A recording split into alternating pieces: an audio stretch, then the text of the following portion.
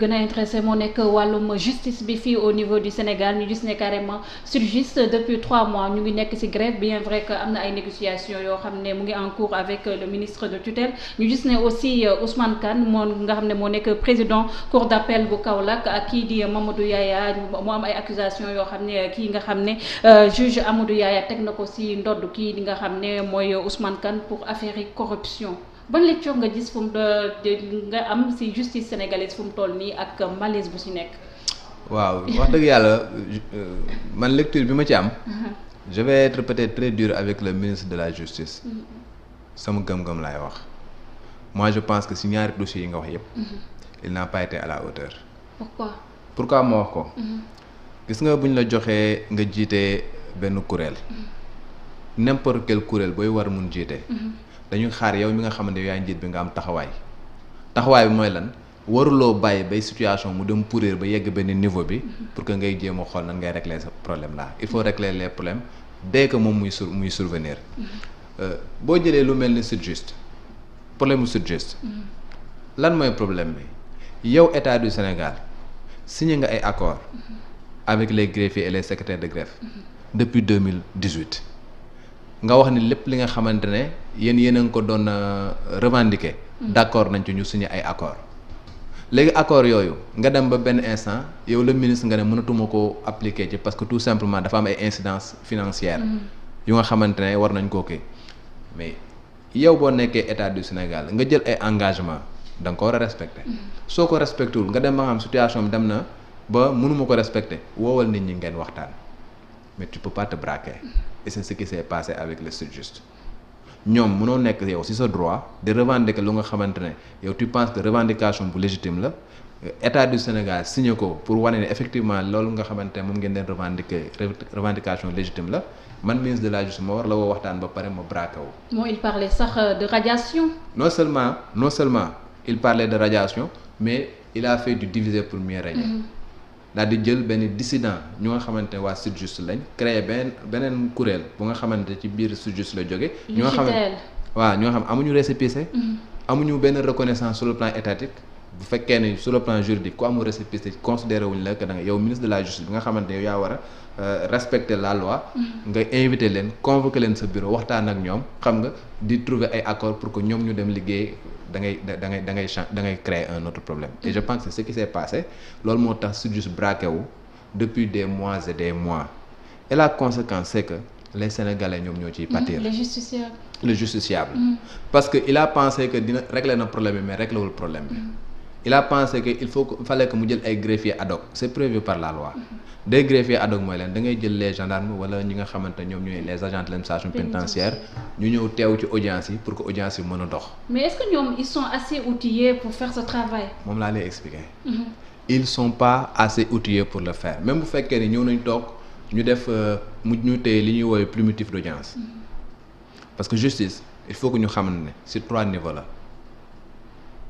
un procès ñetti niveau la avant la pendant et après avant ñuy juger am na dossier bi dañ koy préparer loolu lañ tuddee enrôlement dañu préparer dossier bi enrôler ko xam nga greffier moo koy def buñ ko enrôler pare indi ko ci audience bi boo ñëwee pare ci audience da ngay fekk ñu jël pile de dossiers yi mooy dossiers yi ñu enrôler c'est préparé par les greffiers nga ñëw après ñuy seppi dossier par dossier ñu juger bu ñu paree xam nga bu ñu jëlee décision après yow nga préparer décision de justice bi en fonction de li nga xamante moom la juge bi décidé parce que yow mi tey boo toppoon nit mu yoral la xaalis nga dem bañ condamné ko pour que nga exécuter dossier bi il faut nga am jugement bi greffier moom moo ko def loolu après jugement lay doon lay ñëw greffier ad hoc bi moom bu ñëwee ci audience bi rek lay mën a ñëw bu defee audience ba pare ñëw ne diwkat jugé nañ condamné nañ nangam condamné foofu la yem mais jugement bi mënu koo bind parce que il n'est pas assez outillé logiciel bi koy bind amu ko signature bi nga xamante moom moo koy valider amu ko cachet bi nga xamante moom moo koy kii yoru ko parce que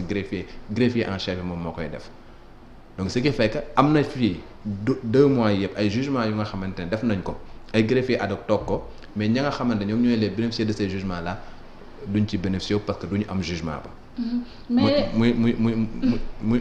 muy la première des choses la deuxième des choses mooy dafa am lu ñuy woowee ay na la koy wax ay jugement extrajudiciaire tey jii booy uti concours wala ngay def dara da ngay uti casier judiciaire. voilà si loolu laa bëggoon ñëw. xale yi def bac BFEM. justement comment ils vont faire. justement da ngay wuti casier judiciaire. casier judiciaire bi greffier yi ñoom ñoo koy joxe. da ngay ñëw par exemple nga sant comme sama sant miin nga ñëw bëgg a déposer fenn ñu ne la yow doo sénégalais. nga dem uti certificat de nationalité. mais foofu ngay dem ñoom ñoo la koy utal booy uti ay registre de commerce et consorts mais da ngay dem foofu donc c'est des choses yu nga xamante ne fi ni mu sooxe sur le plan judiciaire dafa sooxe.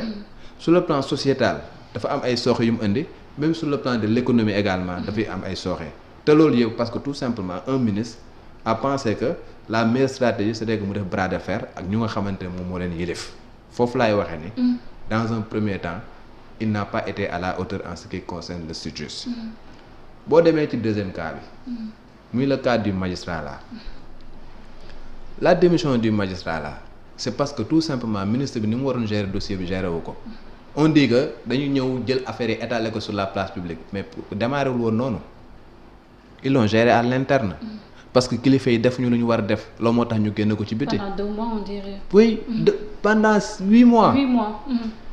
Première demande d'explication bi ñuy wax noonu ça date du mois de février mars. ok février le gars réponse bi mu jox ne ba ñu publier ko sur la place publique. la réponse date du mois de mars. mu def réponse am bi mu defee réponse am pare que lay jël porter plainte au niveau du ministère.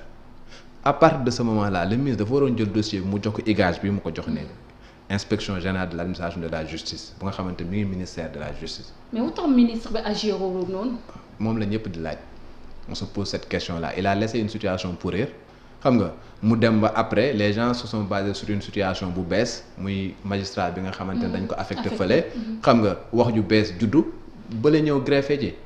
léegi kële bi muy def lettre de démission mooy la kan la daf li mu wax mooy. de façon magistrat yu bees yu ndaw yi. respecté tuñu magistrat yu droit d'aînesse moo lay wan nag cassure bi nga xamante moom moo am ci biir magistrature. à un moment donné qu'est-ce qu'on a on a une dualité. entre magistrat yu bees ak magistrat yu ancien te loolu nag li ko exacerber tout simplement mooy la manière dont la justice fonctionne aujourd'hui. tey jii boo jëlee justice sénégalaise seen problème fondamental c'est quoi tu as le conseil supérieur de la magistrature. président du CSG. voilà bi nga xamante ne président moom moo koy présider le ministre de la justice moom mooy vice-président bi foofu anciens yi ñoo fa ëpp alors que le conseil supérieur de la magistrature ñoom ñooy définir la carrière des magistrats seen avancement seeni affectation ñoom ñoo koy décider nga jël de l'autre côté tu as l'union des magistrats sénégalais. bu nga xamante ne xale yi ñoom ñoo fa ëpp donc xale yi ëpp ci benn kuréel. mais ñoom seeni avancement ay consort beneen kuréel bu nga xam ne ils sont minoritaires ñoom ñooy décider lépp moom moo indi problème yi. conseil supérieur magistrat mooy décider de tout ce qui concerne l'avancement des magistrats mag ñaa fa ëpp xale yi 4 lañ fa. donc bu indi benn choc générationnel. moo indi choc générationnel moo tax ngay dégg yenn problème yi nga dañuy jël benn décision teg ko ci benn magistrat def consultation à domicile. parce que dañuy ñëw consulter Massamba et Mademba waxtaan ak yow jël benn nga xëy benn jour rek ñu jël benn décision te concernant alors que la loi te protège parce que quand tu es magistrat du siège. il y a ce qu'on appelle la règle de l'inamovibilité. ba nga xamante waruñu la affecter. sans pour autant ñu demander la yow sa avis. loolu moo am problème bi am nii bi nga xam ne le juge de Matam la. ñu xëy benn jour rek daal di koy affecter alors que juge du siège la am. li ñuy woowu inamovibilité ñu jël jékki-jékki rek ñëw ne la affecté nañ la loolu ça viole la loi te loolu bu violer la loi ki nga xamante moom mooy ministre de la justice vice-président du conseil moom moo war woon seetaan loolu alors que dossier bu amee noonu moom moo ko instruire. min tey jii pour empêcher yooyu la yëpp am divergence yooyu tey est-ce que jotul ñu réformer waat li nga xam ne mooy conseil supérieur de la magistrature xool le président de la république nga xam ne mun nañu wax ne amul fa solo pour mu siéger les magistrats wala les juges dañu dépendre directement ci seen ministre de la tutelle mu nekk ministre de la justice. je suis d'accord avec toi réforme conseil supérieur de la magistrature. dafa war a am réforme de la justice d'une manière générale dafa war a am mais. nañu appesantir rek ci conseil supérieur de la magistrature parce que moom mooy définir la carrière des magistrats. dafa war a am réforme non seulement dafa war a am réforme bu nga xamante ne le président ak le ministre de la justice dañ ci war a génn la preuve tey jii boo gisee ñu ne benn magistrat ñu ngi koy traduire devant le conseil de discipline. le conseil de discipline de la magistrature c'est le conseil supérieur de la magistrature sans le président et sans le ministre de la justice. loolu mooy conseil supérieur loolu mooy conseil discipline de la magistrature. foofu magistrat yi en personne ñoom ñooy toog décider ndax ñoom seen naataango bi ñu indi ko est-ce que respecté na li ñu woowee moom mooy seen statut est-ce que def na faute est-ce que def na nangam ak nangam et par conséquent lii mooy sanction yi nga xam dañ koy teg ci kawam. je pense que noonu la war a demee ñu toog ñu ni wax dëgg yàlla magistrat yi ñoom seen bopp ñoom ñooy xool xam nañ ku nekk sa grade. yow mii bu ñu nekkee journaliste xam nga ndax maa la gën a ancien wala gënuma la ancien xam nga ndax maa la gën a xarañ wala gënuma la xarañ xam nga ndax man mérité naa nekk chef de desk wala méritewuma nekk sa chef de desk xamante nañ entre ñun c'est exactement ça donc on note ñu génn président génne ministre de la justice ñu tege de côté. Autre chose, le conseil supérieur de la magistrature, on dit que tous les chefs de juridiction et chefs de parquet, ils sont membres d'office. Donc, premier président de la cour d'appel, membre d'office. Procureur général de la cour d'appel, membre d'office. Premier président de la cour suprême, membre d'office. Procureur général de la cour suprême, membre d'office. Cour d'appel, il y en a en pagaille. Am na cour d'appel Dakar. Am na cour d'appel Ziguinchor. Am na Kaolack. Am na fépp. Léegi ñooñu ñëpp ils sont membres d'office et ñooñu ñëpp c'est des anciens. Nga jël ñu ni 4 membres élus lay doon. Les membres élus comme UMS ñoom ñoo majoritaire donc seeni membres la ñuy élire pour que ñu dem fa. Tu te retrouves avec 4 gosses. Astafurlah nañ ma baal damay wax donc 4 jeunes magistrats ñoom ñoo fay nekk entouré d'une vingtaine d'anciens magistrats. Donc kooku tu es minorisé. Donc man je me dis que réforme lan la ñu def ñëpp ñi nga xamante ne ñoom ñu siège conseil supérieur de la magistrature dafa war a nekk ñu nga xamante ne élection la magistrats yi seen bopp choisir leen ñoom ñu nekk foofu. di déterminer seeni carrière di waxtaan ci li nga xamante moom moo leen di avancer décision bu ñu fay jël mu nekk une décision acceptée par tout le monde parce que ña koy jël ce sont des gens yu nga xamante ne magistrats yi ñoo leen mandaté pour que ñu nekk ko. Je pense que ça c'est plus démocratique. Daouda mais le parquet dans tout ça parce que ñu bëri dañoo jàpp ne parquet moo nekk bras armé du pouvoir tey est-ce que jot aussi ñu xool aussi mbiri parquet bi. waaw mais loolu aussi si suñu système moom moo demee noonu. suñu système judiciaire xam nga ci monde bi. dafa am ñaari système judiciaire li ñuy woowee système accusatoire am système inquisitoire. boo demee système accusatoire moom mooy bi nga am xamante moo am États-Unis moo xam même le procureur dañ koy élire. day def élection nu ñuy élire maire bi noonu la ñuy élire le procureur. kooku bu ñu ko élire il ne rend compte qu'à ses électeurs donc au peuple. nga xamante kooku am na maturité bu nga xamante ne le président bu ñëwee wax ko ni lii la mën a ko mën d'accord mu ci loolu parce que tout simplement ña la élire yow en tant que président ñoom ñoo ma élire en tant que procureur. moo tax ngay gis ni foofu noonu di nga gis benn nit ñu topp ko yaakaar ne sax moom moo def benn affaire ñu topp ko ba am ay preuve doo ko jàpp da ngay suivre ay éléments yu nga xamante ne nit dina def meurtre ñu toog 20 ans ba pare ñu doog ko jàpp parce que tout simplement dañuy am. ay éléments de preuve ñu doo ko jàpp. parce que liberté moom moo demee noonu foofu mooy système accusatoire ñun on a un système inquisitoire basé sur des indices et ñu ngi ko jëlee ci français yi noonu la ñu fonctionner. Maintenant le procureur su sunu magistrature dañu am ñaari magistrat du siège ak magistrat du parquet. Le magistrat du siège moom laa lay wax mooy juge yi nga xam ñoom ñoo joué moom mooy règle inamovibilité bi ma wax loi bi daf ne ñooñu ils ne dépendent de personne. xam nga ils sont là pour appliquer la loi et par conséquent même boo leen waree changer xam nga da nga leen di demander seen avis. Malheureusement ci fonctionnement bi comme ni ma la ko waxee. comme conseil supérieur de la magistrature moom mooy choisir nu mu ko neexee. loolu aussi limite la. bu nga xam ne dafa am mais magistrat parquet bi dañ ne kooku c'est le pendant de l'exécutif. et ñu def sa benn disposition bu nga xam ne dañ ne la plume est serve et la parole est libre ça veut dire que man magistrat du siège procureur. Président de la République Macky Sall bu woowee ministre de la justice ñëw na ko damaa bëgg ngeen instruire benn dossier contre Daouda Mine kooku jël dossier bi wax ko procureur général wàcce ko procureur général bu cour d'appel kooku ñëw wax ko procureur bu tribunal régional procureur day jël automatiquement une décision demandée à la section de recherche pour que ñu convoquer ma parce que tout simplement bindal nañ ko et la loi lui dit que la plume est serve. Et ça pose problème. Ça pose un problème. Ça pose un problème parce que mun nga régler ay problèmes politiques. Surtout. Pour régler ay trucs. Je te donne. On l'a vu ici au niveau du Sénégal. Je te donne l'exemple du procès Bara Tall. bu nga xamante ñun ñëpp fekk nañ ko fii. Bara Tall c'était dans l'affaire des chantiers de Thiès. on a arrêté Idrissa Seck. On a voulu lui faire porter un certain nombre de choses. ñu wër gisuñu. ñu xamante y avait des entrepreneurs yu nga xamante ñu ngi woon à côté y avait les Bara Tall et consorts.